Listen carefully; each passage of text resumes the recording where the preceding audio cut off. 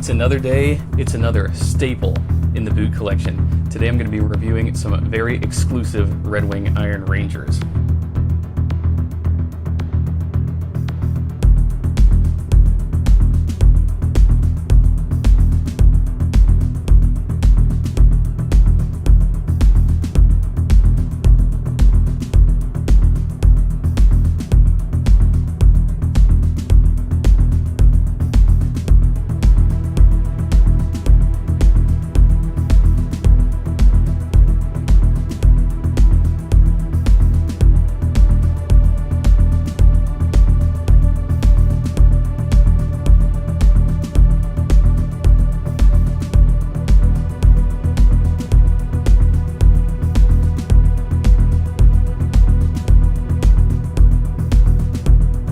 Hey guys, what's going on? Welcome back to my channel. I'm Dale of Dale's Leatherworks, where we completely nerd out on all the different builds.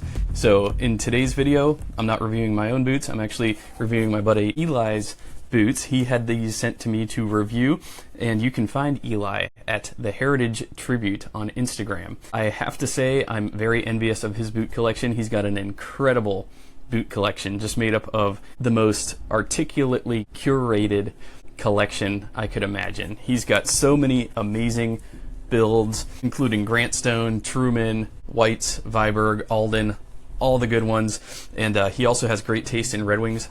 For one, I don't typically shop for Red Wings. It's just not a brand that I've traditionally collected, but that said, I love the brand. I'm happy that an American heritage brand continues to survive to this day. With that out of the way, I will leave a link to Eli's Instagram in the description below. Go check him out, give him a follow. He's just about to crack 1,000 followers. Hopefully this video puts him over the edge.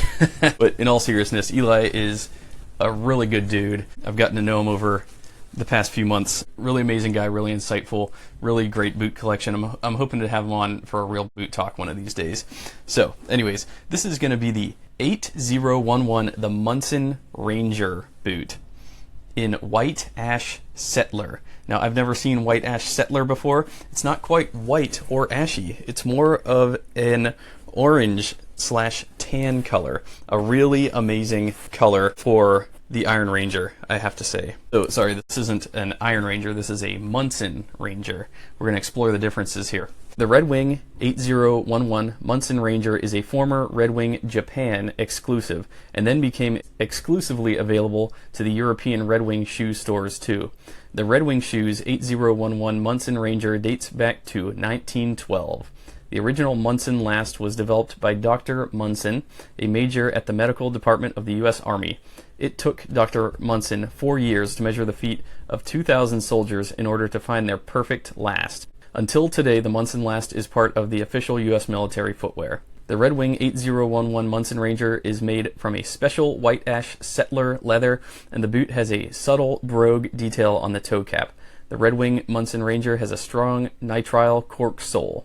So this is a Red Wing shoe store exclusive, Red Wing Amsterdam shoe store exclusive. It's a classic Red Wing Monson boot made in Red Wing, Minnesota. White Ash Settler leather, nitrile cork sole, D width, and they recommend all natural leather conditioner and leather cleaner on these bad boys.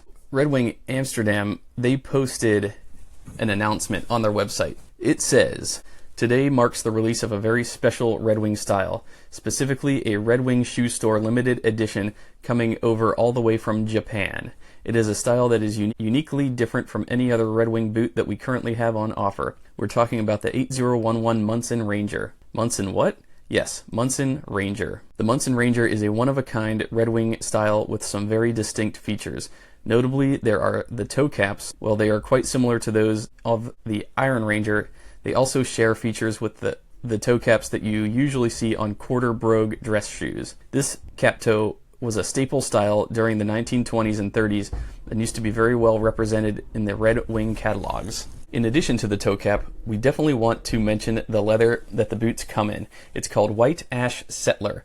It could be described as a light tan with hints of fawn and copper, but we have never really seen anything like it before. As can be expected from Red Wing boots, they feature a Goodyear welt. To top it off, they come with an amazingly solid brown nitrile cork outsole. So the name Monson Ranger comes from a military last developed by Dr. Monson in 1912.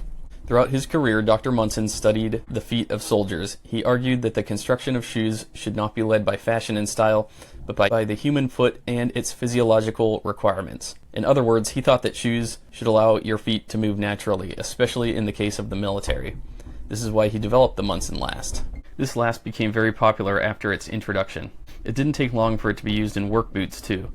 The Red Wing Shoe Company was an early adopter of this last. In 1928, nearly half of all the styles in the catalog had a Monson last. So from what I could tell, this white ash settler leather is very rare. It's not normally used in any other Red Wing makeups, at least not from what I could find after searching around. It appears to be a veg tan with a really good, firm temper. It is kind of dry, sort of cardboardy to the feel, especially on the inside, but I assume this is from SB Foot, which is Red Wing's tannery. It appears to be veg tan, but when I look at the raw edge, it looks like there's some chromium salts in there, indicated by some level of blue in the core. So it might not be 100% veg tanned. When I look closer at the pigment, it's actually not struck through, it's actually painted. So this might not be veg tan, actually. This might be a chrome tan with a paint finishing over it, which is really nice. It's got like a nice plasticky feel to it. So these are my size. These are an 8.5. And one thing that's noteworthy is this nitrile cork outsole. I'm a huge sucker for cork soles. In my opinion, these aren't championed enough. Cork is one of my favorite soles. Right after leather, cork is probably my most favorite sole. It's flat, so it won't track in dirt, but it's still got just plenty of grip that you can go hiking in these no problem. It is 270-degree Goodyear welted. Very good work on the stitching. Yeah, that brogue toe cap is beautiful. Quadruple stitched down. It's a true toe cap. It's very firmly structured. Probably got some Celastic in there or something. Yeah, very firmly structured, as well as in the heel counter. Very firmly structured as well. And let me grab my own Red Wing Iron Rangers. So these are my Red Wing Iron Rangers in copper rough and tough. Probably one of the most iconic models of Red Wing. So these are on a double E. These are 8.5 double E, whereas these are an 8.5 D.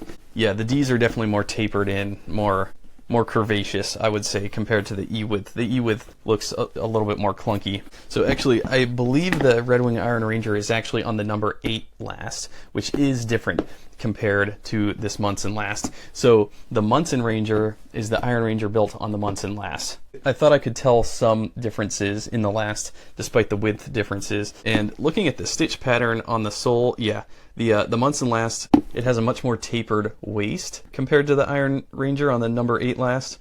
It appears that there's more room in the forefoot, about the same amount of toe spring. Actually, the number 8 last looks like it springs up just a little bit more compared to the Monson last. I actually think I like that Monson last a little bit more compared to the number 8 last. But they're very similar, but there are enough differences to make it noteworthy. Yeah, the Monson Ranger also, it doesn't have the typical Red Wing Puritan stitch in that the 3 stitch lines along the quarter that go across the quarter here and the back heel stay, they're all one uniform brown color. Whereas if you look at these Iron Rangers, the stitches are 2 black lines of stitching with 1 white line of stitching down the center. Yeah, you can still see the wax on the stitches. Yeah, these might be waxed as well. I'm not sure. I can't really tell. It's much easier to tell against this copper rough and tough leather because the wax sort of forms a little bit of a film on the surface, whereas it is hard to tell if that's going on this ash settler leather. This is one thing I always look at with Red Wing is sometimes the edges around the sole are very gritty. You could tell that they didn't really finish them down and smooth them down a lot, which is not a big deal. From the midfoot to the forefoot, the edges are very well polished and smoothed out, whereas on the back heel stay, it looks like they used a coarse grit sandpaper and didn't finish those down. Not a big deal. I'm not that picky, but it's just an interesting thing. Like, why did they do it for the front but not for the back? You know, why did they do the polishing off on the front? I assume that this cork is probably pretty difficult to make smooth. So we've got Red Wing insole, heel seat, Red Wing branded heel seat, veg tan insole, very nice. Really nice spine stitch down the center that is not visible from the outside. All in all, a killer boot. I won't drag this review out too long because I have a lot to record today, and massive thanks to Eli for sending me these over. Once again, the Heritage Tribute on Instagram. Go give him a follow. If you love boots, then you will not be disappointed by his content. What an amazing boot. I'm starting to warm up to the idea of Red Wing Iron Rangers. I'm thinking about filling in my collection with some. I really like the mule skinners that Red Wing Amsterdam has on sale too. But it's really neat when we have these sort of historical pieces like the Huntsman that I reviewed recently. It's really cool. Red Wing's doing something really amazing by reviving these old World War II era pieces and renewing them and bringing them back and giving them a new life in many ways. By wearing this stuff and by having this stuff in our rotation, in many ways we're honoring the legacy of the soldiers that fought in those wars.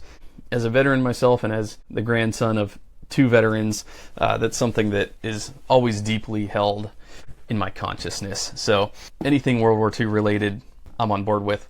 World War II, World War I, prior to that, militaria. With that, we'll shut it down. Thanks a lot for watching. I'm Dale of Dale's Leatherworks. Oh, I'll also mention that I have a lot of, if you are a Red Wing nut, I have a lot of SB foot kilties in stock on my website, dalesleatherworks.com, so check those out if you're so interested. Thanks a lot for watching, guys. I'll see y'all in my next video.